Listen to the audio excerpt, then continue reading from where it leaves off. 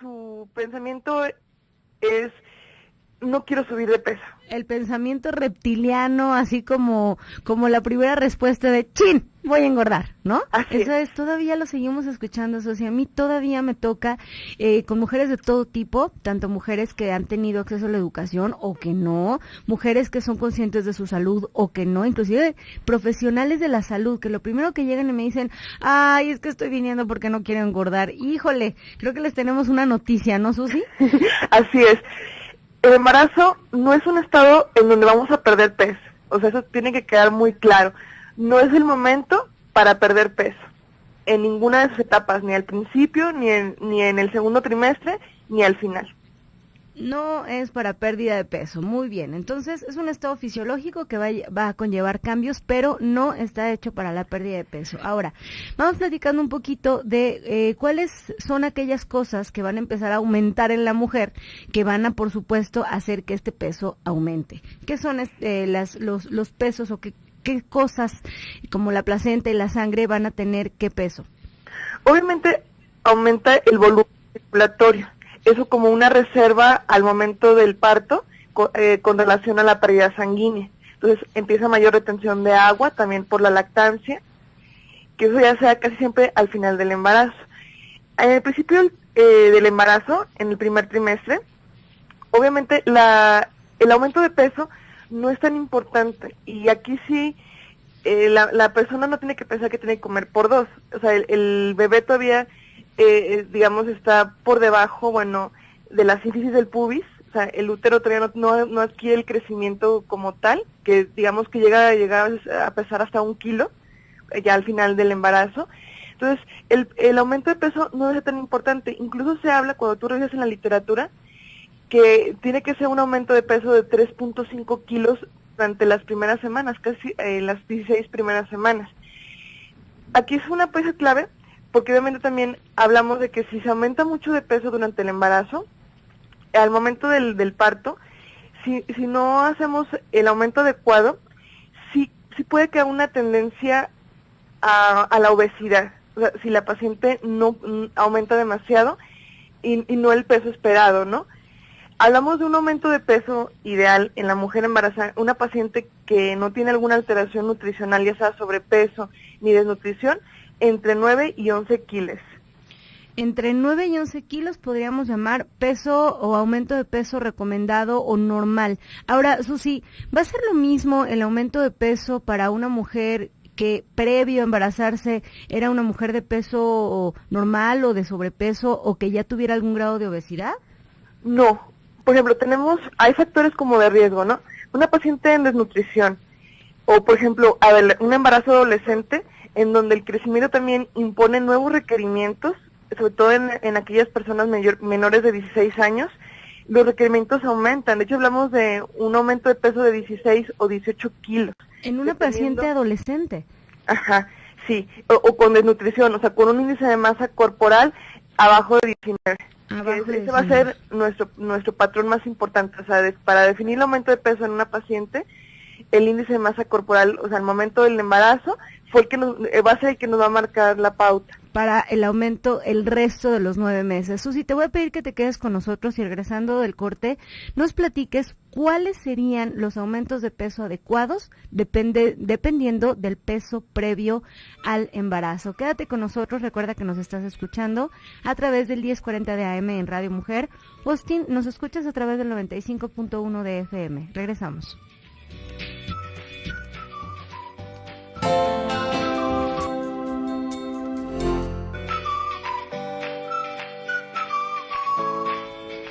Siete y 19 de la mañana, estamos de vuelta en tu programa Nutrición y Vida. El día de hoy platicando acerca del embarazo y el aumento de peso ideal. Y recuerden que siempre va a ser una muy buena idea comer bien, o sea, de manera equilibrada, de manera muy sana, pero durante la gestación cada bocado va a tener, digamos que más importancia, ya que todo lo que consumes pues va a alimentar a tu bebé, el bebé que está creciendo en el vientre. Y no es necesario, ojo, lo acabamos de decir, comer por dos, sino para 2, ya que ahora pues tenemos que empezar a pensar en que pues eres la fuente de los nutrientes para que tu hijo se desarrolle de la mejor forma posible.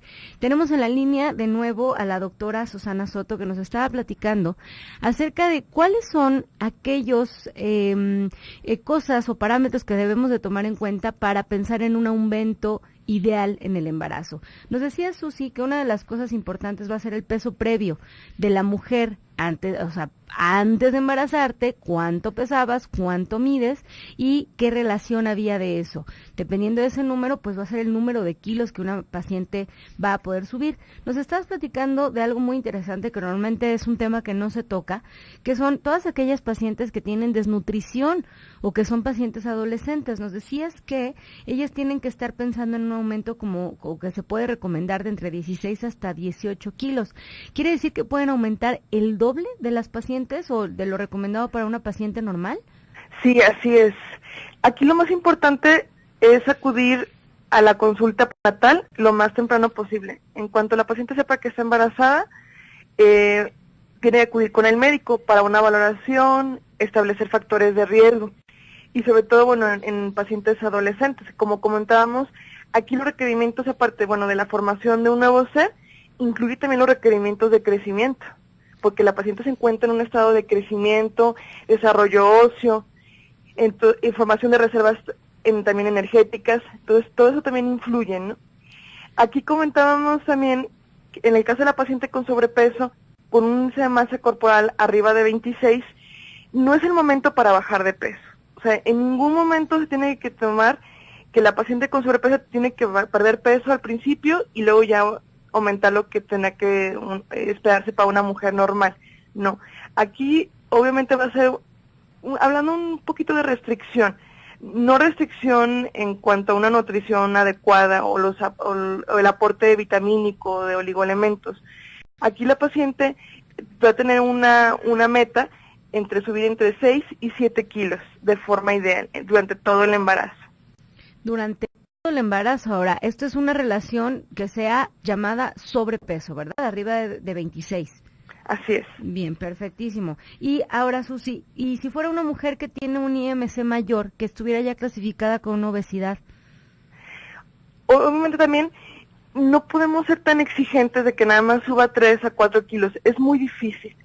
Es algo que es una meta muy difícil de alcanzar, que también, bueno, va a provocar estrés.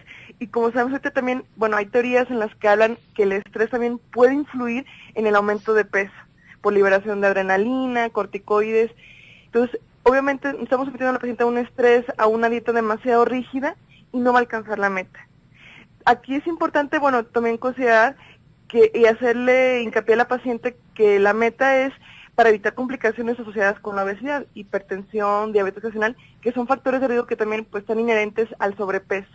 Creo que acabas de tocar un punto como muy interesante que creo que vale la pena como escarbar un poquito.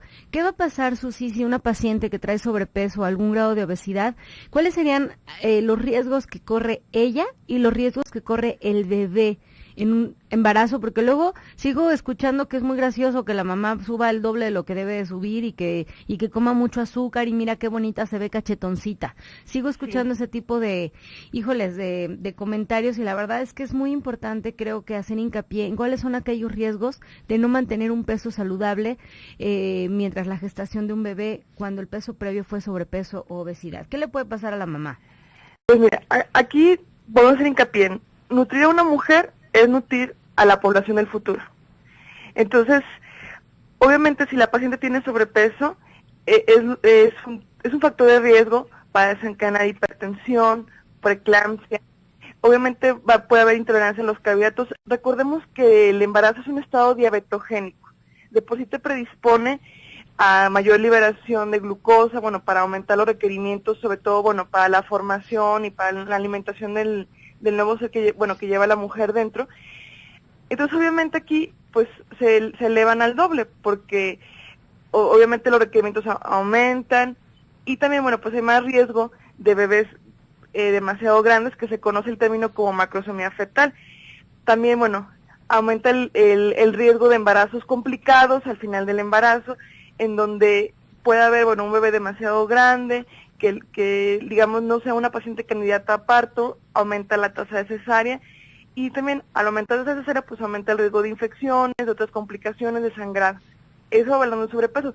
También hay, o sea, en los extremos, o sea, la desnutrición también tiene sus propias complicaciones. O sea, son fetos también que están desnutridos, que pueden, terminar en aborto temprano o riesgo de embarazo prematuro, porque obviamente, la nutrición, lo que es la ingesta de proteínas, pues tiene que ver con la colágena, con la formación de membranas, fuertes, que no haya ruptura de membranas, todo eso influye. O sea, todos los extremos no son los adecuados. O sea, la nutrición debe ser equilibrada y acorde, a la paciente, a una evaluación en la consulta prenatal, y determinar cuál debe ser el aumento de peso. Aquí también hablamos un poquito de lo que hemos comentado en otros programas, de la programación fetal. O sea, el estado de nutrición o el estado de sobrepeso, influye en la programación, del nuevo ser en desarrollo, que pueda manifestar enfermedades en el adulto. Que de hecho te voy a platicar, Susi, una experiencia que me pasa con mucha frecuencia en el consultorio. Dentro de la historia clínica hay una notita al pie, ¿no?, que dice por ahí, peso al nacer. Entonces, a la hora que estás haciendo las preguntas de la historia clínica, pues le preguntas al paciente, ¿cuánto pesó usted al nacer? Te ponen una cara de, pero qué pregunta más rara, ¿no? Sí. Entonces resulta que le saca mucha de onda que preguntemos eso, pero les voy a platicar que, y no me vas a dejar mentir, doctora, que el peso con el que nacemos puede determinar o sumarse a los factores de riesgo cardiovascular.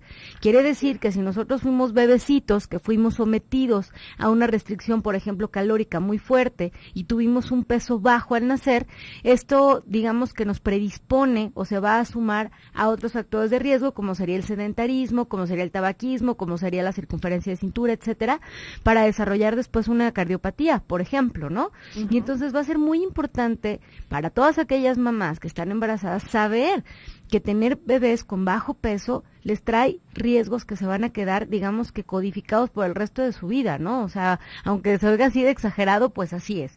¿O será de otra manera, doctora?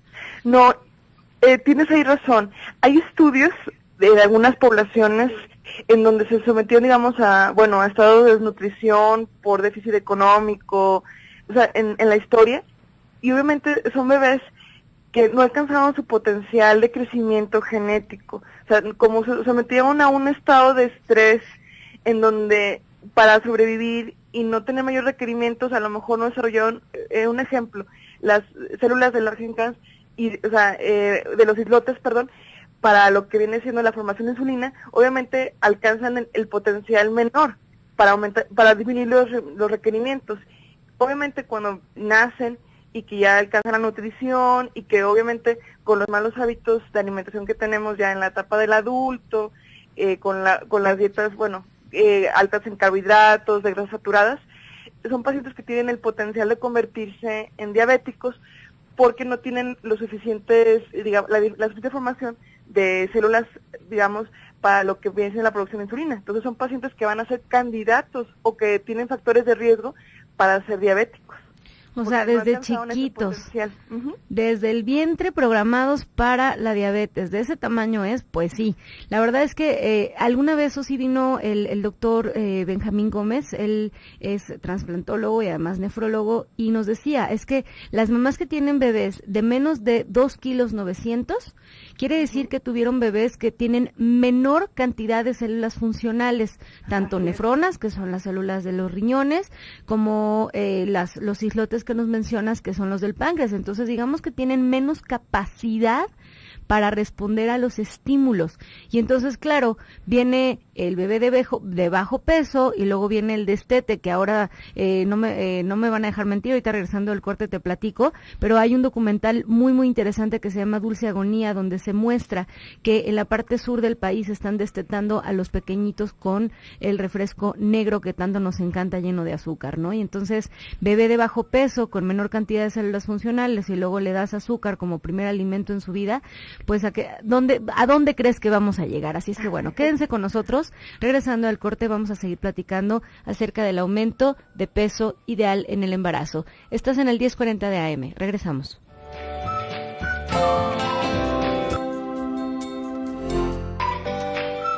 7:34 de la mañana, estamos de vuelta en tu programa Nutrición y Vida. El día de hoy platicando acerca del peso ideal recomendado en el embarazo, y pues dejando bien claro que no es un tema exclusivo de las mujeres, es un tema que te puede interesar investigar a ti como paciente normal, saber cuánto pesaste al nacer, porque ya vimos que eso se puede relacionar con riesgos para todo tu futuro, ¿no? Entonces, Susi, estamos platicando antes de irnos al corte acerca de este tema interesante de la programación fetal. Ahora, ¿hay alguna manera en la que, vamos a suponer que el caso es una mujer que tuvo que mantenerse con una menor cantidad de comida durante el embarazo por una situación, digamos, económica o de enfermedad quizás?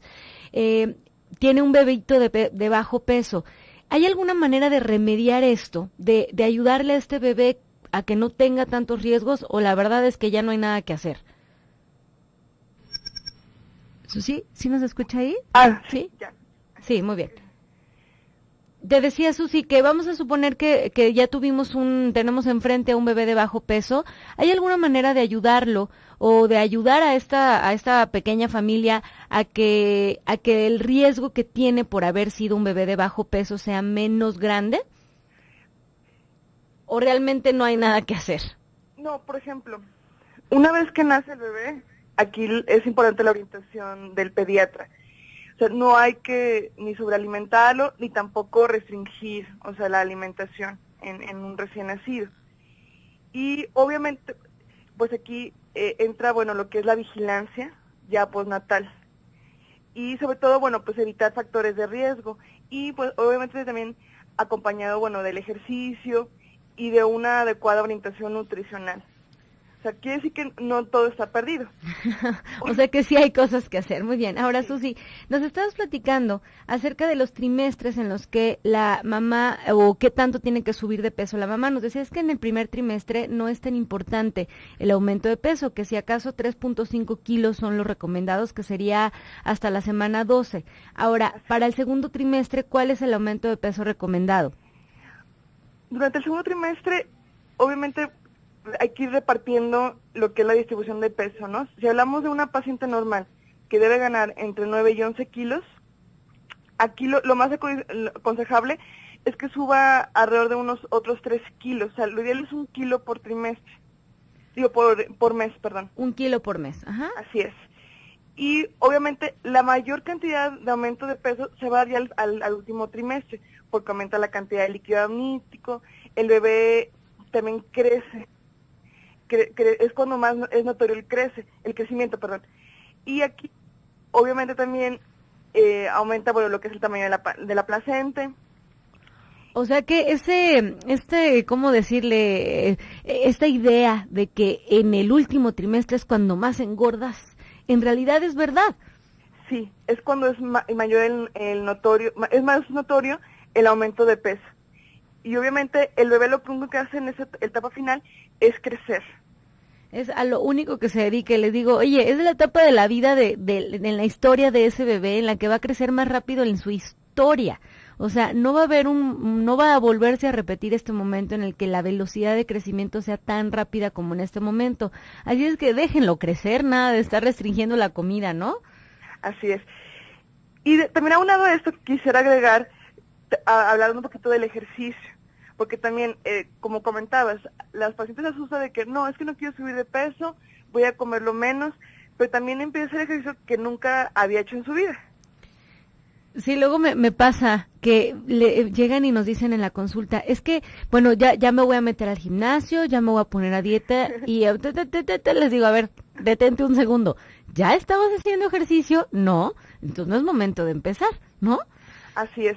Tampoco queremos embarazadas que estén sentadas, o sea, que tengan sedentarismo. No se trata de eso. Se trata de una rutina individual y obviamente paulatinamente, porque también el ejercicio a principio del embarazo, nosotros sabemos que hay cierto catabolismo anaeróbico y eso puede restringir lo que es la liberación de oxígeno, entonces tiene repercusiones bioquímicas a nivel molecular. Entonces, necesitamos ir, o sea, paulatinamente. Y obviamente un ejercicio que vaya, por ejemplo, de 30 minutos. Las recomendaciones, bueno, mencionadas, ¿no? Que 30 minutos 3 veces por semana. Y obviamente evitar ejercicio de alto impacto. O sea, un ejercicio que la paciente implique un gasto o que digamos un cansancio excesivo, no es recomendable en la mujer embarazada, y menos que digamos requiera equilibrio. Acuérdense que se cambia el centro de gravedad de la paciente, hay cambios en la columna, aumenta la curvatura y mayor riesgo de caídas. Ok, estamos hablando entonces de que va a haber ciertas restricciones en cuanto al ejercicio. Por ejemplo, el alto impacto sería como ahora lo que está de moda, el famosísimo CrossFit. A lo mejor no es una buena idea para una mujer embarazada, aunque lo haya estado realizando de manera previa, ¿no? Porque luego me ha pasado que llegan y tienen, no sé, 3, 5 o lo que sea de años haciendo CrossFit y quieren seguirlo haciendo durante el embarazo. Quizás se pueda, pero tienen que hacerlo con ciertos límites, ¿no? Claro, y siempre platicarlo con el médico. Hay pacientes en las que está contraindicado el ejercicio durante el embarazo. La paciente que tiene alguna alteración cardíaca, alguna alteración pulmonar, que ha presentado sangrados, que tiene placenta previa, que tiene una hipertensión de difícil control. Son pacientes que no son candidatos a hacer ejercicio, ¿no? Que lo mejor es que se mantengan en un reposo, no todo el tiempo, obviamente, pero sí que las actividades no sean que impliquen, bueno, mucho gasto energético o cansancio extremo. Ahora, aquí también sería importante mencionar acerca de ciertas posiciones, por ejemplo, un ejercicio que de repente se recomienda que es la yoga, ¿no? Sí. Luego, la yoga, en algunas ocasiones, que creo que es a lo que estabas tratando de llegar hace un momento, es que les piden que bajen la cabeza, ¿no? Que se pongan de cabeza en algunas posiciones. Sí es muy importante hacer hincapié que este tipo de movimientos no está recomendado en una mujer embarazada, y menos si no se movía antes, ¿no? Así es. ¿Cuál sería el riesgo, Susi, de pensar en que una mujer se ponga a hacer yoga de manera, digamos, que no planeada durante el embarazo? Pues más que nada que haga posturas que no son adecuadas para esta etapa, ¿no? Hay un yoga especial para embarazadas, o sea, hay rutinas especiales para ella, sobre todo la paciente que no había tenido contacto, ¿no? Con ese tipo de actividades. Entonces, siempre tiene que haber supervisión médica y tanto de un instructor que, digamos, tengan conocimiento sobre esa etapa. Lo que comentábamos, el centro de gravedad cambia, la paciente tiene menos tendencia a mantener el equilibrio y es más propensa a caídas, que eso puede condicionar, pues, amenaza de parto prematuro, sangrado. Entonces, por esa situación, sí es importante tener siempre supervisión médica y del instructor. Perfecto. Ahora, Susi, con respecto a nutrición, específicamente a nutrición, ¿cuáles son aquellas recomendaciones que les puedes hacer a las radioescuchas para todas aquellas que estén embarazadas o que estén pensando en hacerlo o que conozcan a alguien que está embarazada? Aquí más que nada es importante lo que viene siendo cambios o suprimir hábitos que son dañinos. O sea, es una buena oportunidad para hacer cambios importantes en la vida. Eso es una nutrición balanceada. Lo ideal sería que desde antes de planear concebir un nuevo ser, sí se acudiera a la consulta. Muchas veces no se da, pero si tú ya te has dado cuenta que estás embarazada, es un buen momento para empezar. Evitar lo que es el consumo de tabaco, disminuir la ingesta o suprimir la ingesta de alcohol, de sustancias dañinas, y sobre todo lo que es una nutrición balanceada, aumentar lo que es el consumo de verduras, de frutas, disminuir la ingesta, de alimentos con alto contenido calórico, sí evitar las bebidas ricas en carbohidratos, o sea que, digamos, rebasan lo que son los requerimientos básicos por día. O sea, jugos y refrescos, ¿no? Básicamente. Sí es. Sí, de preferencia jugos naturales, lo que viene siendo aguas frescas con un bajo contenido de azúcar, más que nada, y obviamente que sea equilibrada. O sea, tampoco es de que vayamos a castigar a la mujer embarazada, pero sí tiene que haber cambios y sobre todo, bueno, el apoyo de un nutriólogo, ¿no? Aquí hablamos del equipo multidisciplinario que hemos platicado en otras ocasiones. Si la paciente se detecta un factor de riesgo, si está muy por debajo del peso ideal o arriba, sí necesitamos el apoyo de un nutriólogo para hacer una dieta especial para ella en esta etapa y sobre todo para los requerimientos, para que no haya repercusiones en el desarrollo del nuevo ser y también en la mamá. En la mamá, y bajar, por supuesto, los riesgos, tanto si es para aumento o disminución de peso, ¿no? Entonces, Susi, quédate con nosotros regresando del corte. Te voy a pedir que nos des el último mensaje para la radio escuchas y tus datos para saber dónde localizarte. Quédense, estás en el 1040 de AM, en Radio Mujer, el sexto sentido de la radio.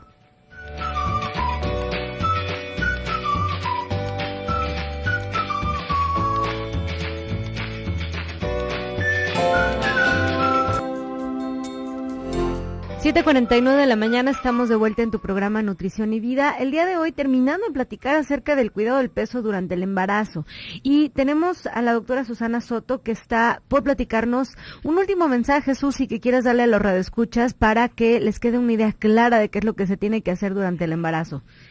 Pues es importante que la mujer, tome conciencia de que forma parte del milagro de la vida y que eso lo vea como si fuera ella una constructora, o sea, de que tiene que emplear los mejores ladrillos, el mejor cemento para construir ese nuevo ser.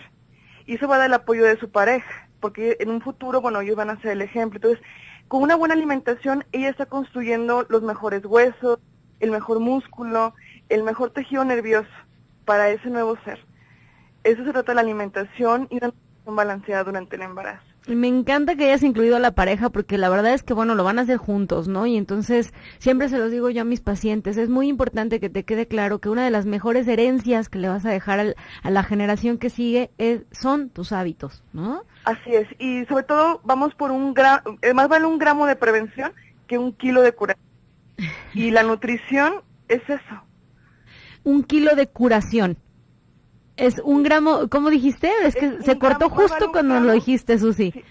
Vale más 1 gramo de prevención que 1 kilo de curación. Pues claro, dijimos que la medicina preventiva es la mejor apuesta que tenemos es hacer medicina preventiva, y una de las mejores cosas es la nutrición, ¿no? Así. Susi, ¿en qué teléfonos podemos localizarte? Mira, en el 3313, 191960, y en las redes sociales, Consultorio Susana.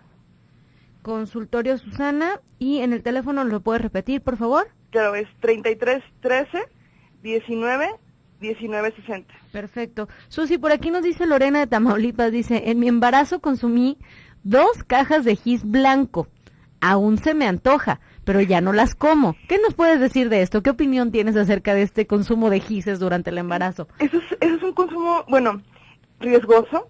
Eso se debe a que hay una deficiencia de hierro. Es un fenómeno que se llama pica, y el médico tiene que estar muy alerta de eso, porque nos habla que hay una deficiencia de hierro importante, y el hierro obviamente que, es para formar glóbulos rojos, lo que es la hemoglobina, que previene lo que son las hemorragias o anemia después del parto. También acuérdense que el hierro forma parte de la mielina, entonces va a formar las conexiones del nuevo ser, y eso es importantísimo para lo que es el desarrollo cognitivo. Entonces, obviamente eso nos habla de que nos hay que poner alerta, de que ya tiene una deficiencia nutricional en cuanto a un oligoelemento, ¿no? El hierro.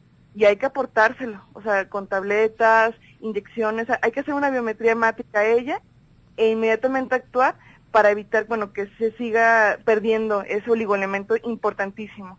Claro, entonces digamos que es un consumo anormal y está hablando de una deficiencia, y también entender que el cuerpo es muy sabio, ¿no? Y si está haciendo que se te antoje algo, pues hay que responder a ello, ¿no? Es normal, o lo que es el consumo de tierra, nos habla que hay una deficiencia ahí de hierro importante, y se presenta ese fenómeno que se llama pica.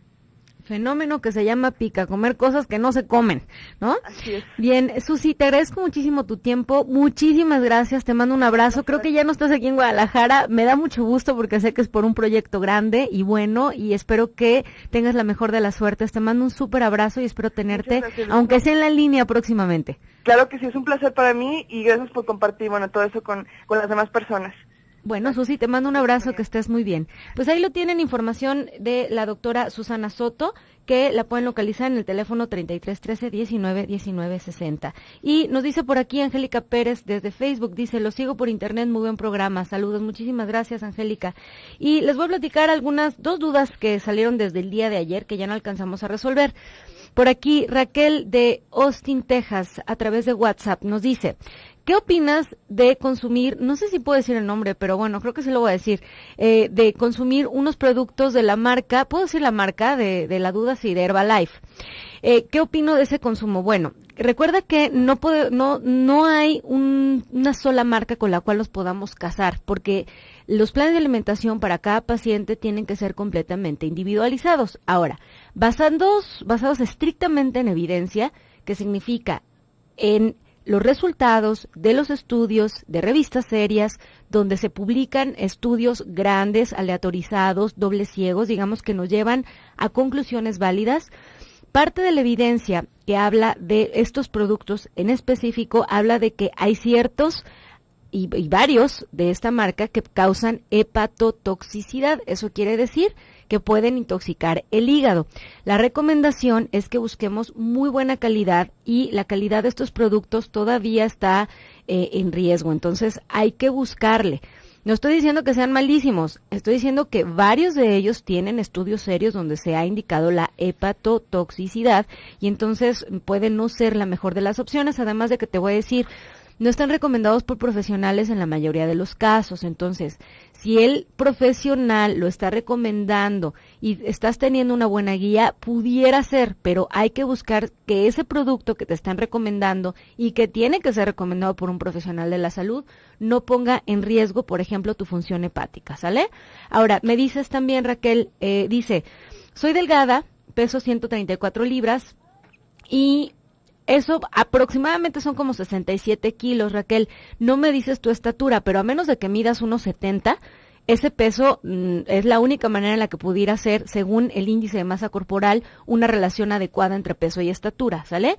Si no mides unos 70, probablemente el peso está ligeramente elevado, ¿sale? No quiere decir que tengas un grado de obesidad, quiere decir que quizás traes algún grado de sobrepeso si tu estatura no es de unos 70. Ahora, me dices que te hiciste la prueba de la grasa. Bueno, la prueba de la grasa está muy como abierto lo que nos estás diciendo, porque para poder medir porcentaje de grasa en el cuerpo hay como 7 técnicas diferentes. Y entonces existe el DEXA, por ejemplo, que nos da porcentajes de hueso, de grasa, de agua en el cuerpo. Existe la plicometría, que nos da un aproximado de la cantidad de grasa en el cuerpo. Existe la calorimetría indirecta, que nos habla de gasto calórico, y me dices que el resultado fue de 5.2.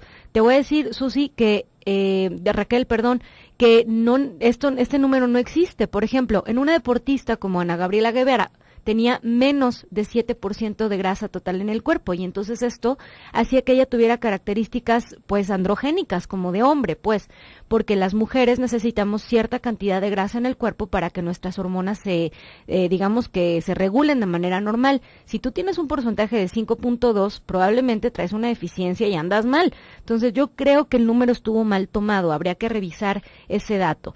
Ahora, espero que si tienes alguna otra duda, con todo gusto me lo puedes mandar, mándame tu estatura, vemos cómo fue que te tomaron ese porcentaje de grasa que te voy a decir, no es normal, ¿sale? Ahora, Eduardo Stretner dice, el día de ayer nos mandó un recadito, dice, en un libro que se llama El poder del metabolismo, afirman que las comidas ácidas o los ácidos en el cuerpo destruyen el oxígeno en el cuerpo.